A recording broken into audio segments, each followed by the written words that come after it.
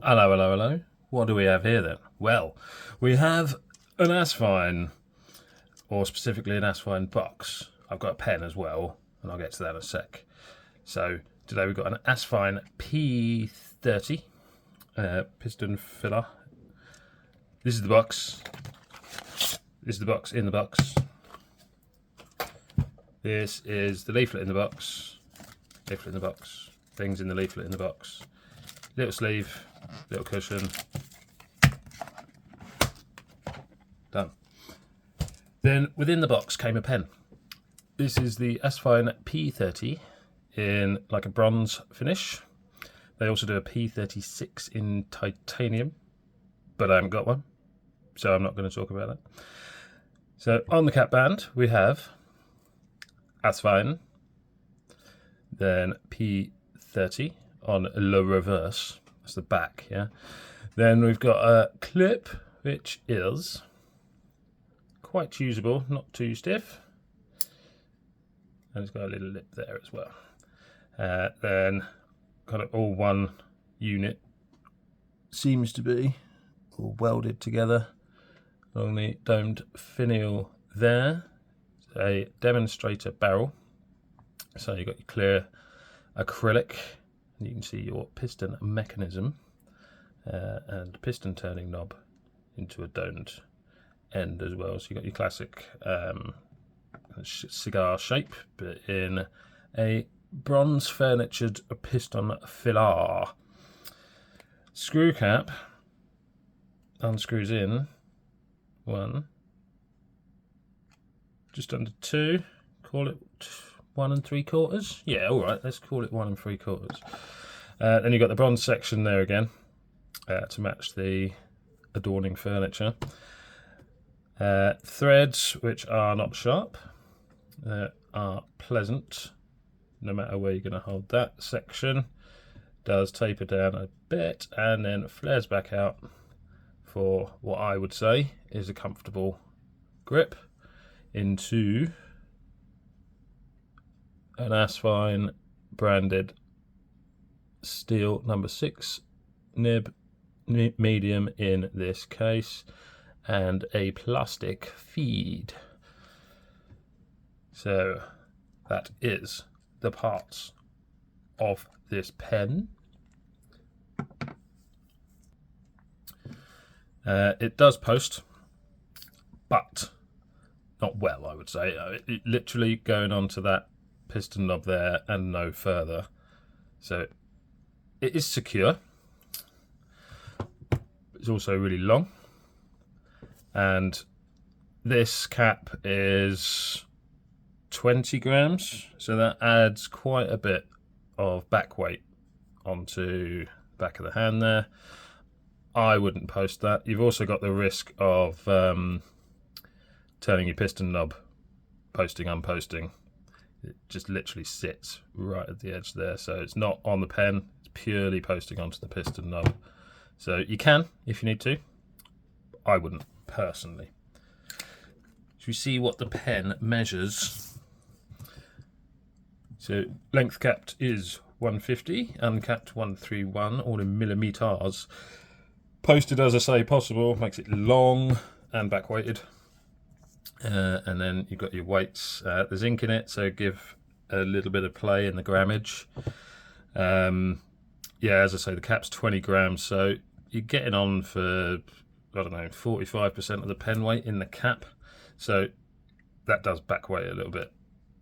Depending on your preferences, I find it's really well balanced in hand without posting the cap, but each to your own. Barrel is pretty straight. You got 13 mils along there, and then only tapering off on that domed piston turning knob. And the section, as I say, tapers down slightly from 11 to 10 millimeters, and then just flares back out to stop your fingies wandering onto the nib. There, all good, marvellous. Shall we compare with some other pens? Okay then. So sat next to some other pens, here you have an Asvine P30. I've got to watch myself with all these numbers. next to an Asvine V169, which is a vacuum filler. Then you've got a Jinhao X159, Jinhao 100, Jinhao X450, and a Moonman Marjon P136. Well done, brain. Other side, you got Twisby Eco, which I've popped in place of the Lamy Safari for a well-known reference, because I think my daughter's hidden her Safari. I know, rude, isn't it? Then you got a Hongdian D5 Qin Dynasty, hopefully, Diplomat Aero, Faber-Castell Loom, and a Lamy 2000. Let's see how it writes, and then I'll give you my thoughts. Rarely takes long, so my wife says. So let me do my usual bit of fiddle. Fiddle, fiddle.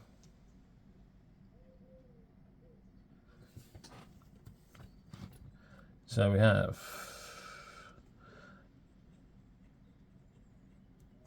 Asvine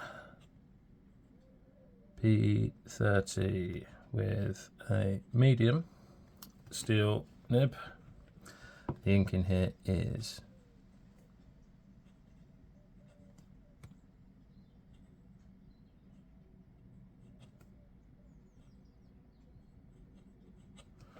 KWZ Old Gold.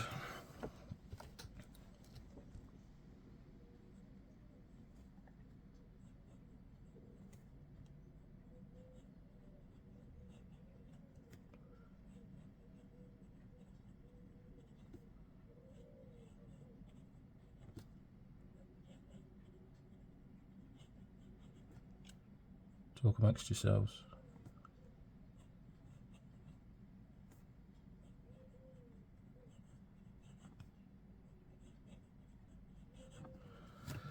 As you can see, that's a nice flow, and on the wet side,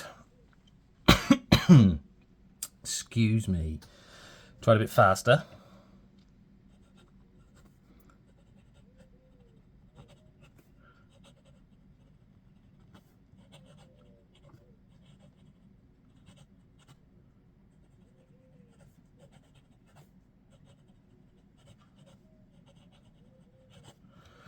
Keeps up okay. Didn't notice any skips in there. So for wetness, pretty decent. Nicely wet, medium. Line variation.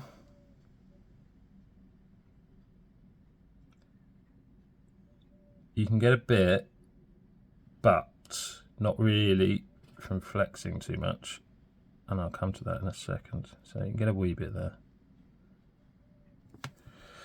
but pretty stiff nib.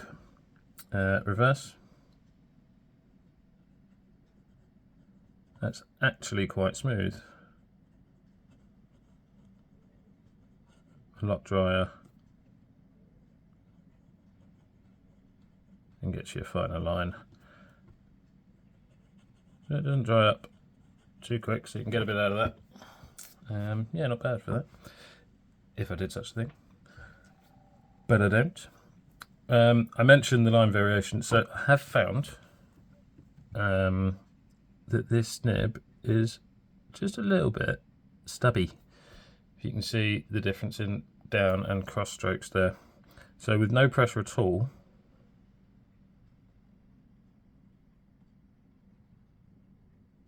you do end up with a tiny weeny bit of line variation. It's almost, it is almost stub shaped on your down and cross strokes there. So it's just a standard, excuse me, focus, come along, come along. Give up. It is just a standard medium nib, but does have some stub-like characteristics. It's certainly got a sweet spot, is what I'd say. Okay, but nice writer. As I say, quite wet. I have found it does not dry up, but get slightly less wet, noticeably, if you're writing for a longer period. Could just be the speed I write at. I tend to use this at work and for jottings and stuff like that.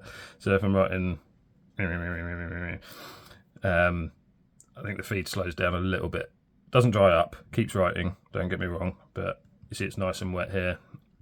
You kind of notice it a bit more, especially with an ink like this, which lightens up when it's a little bit drier.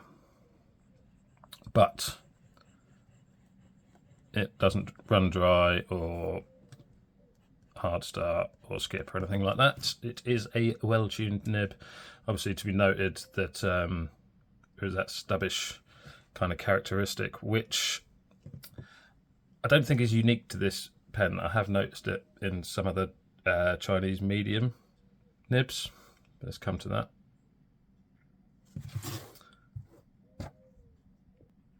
So what do I think about the pen? Well, I like the bronze metal colouring. I think that's nice. Just gives it that kind of aged look. Also adds a good weight to the pen. Sits very nicely in my hand. I find that really well balanced. So it's a good girth just to sit where I want to rest it. Good length, unposted, and that section is really comfortable. Threads are not sharp, so if you wanted to, if you want to hold that a little bit further back, you can do perfectly comfortably. Piston works well, nice and smooth. Didn't come with a piston tool to remove that, but I want to say you could probably fit a Hongdian in there or some other, I don't know, Narwhal or Twisby or something. You could probably find something that'll fit this piston. Didn't come with one in that box. So the nib performance is good. As I mentioned, just that kind of stubbish, slightly. I don't want to telegraph the point. Really well constructed sentence there. Don't want to telegraph the point, but I just notice it because every now and again, if I'm jotting or writing fast or something like that, I will have the tendency sometimes to roll my nib a little bit, and you kind of notice it there. But on the other hand, it is a nice, wet, smooth performance. Really nice and smooth. You don't get unpleasant feedback with that at all, unless you roll it into the page a little bit. And it can add a nice little bit of subtle character, but something to be aware of. I have noticed that in some other Chinese medium nibs, that they do end up, the tipping ends up a little bit stubby. So something to be aware of, not necessarily a bad thing, but you know. So you can see the ink sloshing around in there, which is nice. I'm not a massive clear demonstrator fan, but every now and again I do find one that I like, and this is one. I tend to like a demonstrator with not completely clear, so I don't really like a translucent cap, for example. Personal thing, but yeah, that kind of aesthetically speaks to me quite nicely there. Just for a couple of things to be aware of, not necessarily bad things, but as I noted earlier, you can post that carefully without turning that piston knob, but that's going to back weight your pen, and it is literally just sitting on the piston knob, not on the barrel. So if that was a bit deeper maybe, but something to be aware of if posting is a must for you. The nib unit unscrews, so they're easily replaceable with well, anything that fits. Other Asvine, I've not tried to replace it with anything myself, but I would imagine you could probably get a Moonman or a Hongdian maybe in there. Not sure, but it does unscrew it for replacement. You can certainly put in other Asvine nibs if you wanted to interchange them. The section does not unscrew from the barrel, but if you wanted a thorough clean, you could unscrew that nib unit, stick a syringe up there and give that a good flush through. And as I say, I'm sure you can find a tool that will fit this piston from another Eastern brand, potentially. Well balanced weight distribution, because you've got that metal on the back there, you've got the metal in the section, so it does just sit really nicely on the weight balance. Price, looking around the 30 to 35 British pound mark on Amazon, for example, eBay, that sort of place. You may be able to get it slightly cheaper from somewhere like AliExpress, but it'd be longer delivery time, so your call, but we're going to call it, or I'm going to call it, 30 to 35 pounds, which I don't think is unreasonable. I think that's good for the quality you get in there. It feels substantial, it feels well put together, and it's functional. So yeah, that is the Asvine P30 Indie Bronze piston filler. Nice pen. Take it easy. See you next time.